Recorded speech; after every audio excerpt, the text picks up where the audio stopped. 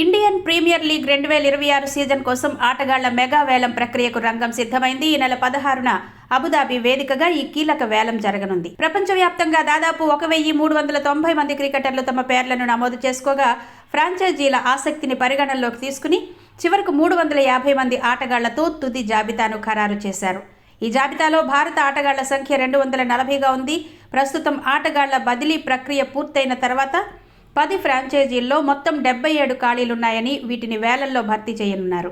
వేలం జాబితాలోకి పలువురు సీనియర్ అంతర్జాతీయ ఆటగాళ్లు చివరి దశలో చేరారు. దక్షిణాఫ్రికా వికెట్ కీపర్ బ్యాటర్ క్వింటాన్ డెకాక్ 1 కోటి కనీస ధరతో వేలంలోకి రానున్నాడు. అలాగే 2021 తర్వాత ఐపీఎల్ ఆడకుండా ఉన్న Australia senior batter Steve Smith కూడా వేలంలో అందుబాటులో ఉండనున్నాడు.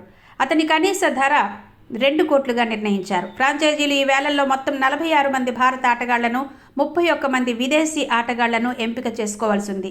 వేలంలో దేశీయ, విదేశీయ ఆటగాళ్లపై గట్టి పోటీ ఉండే అవకాశం ఉంది.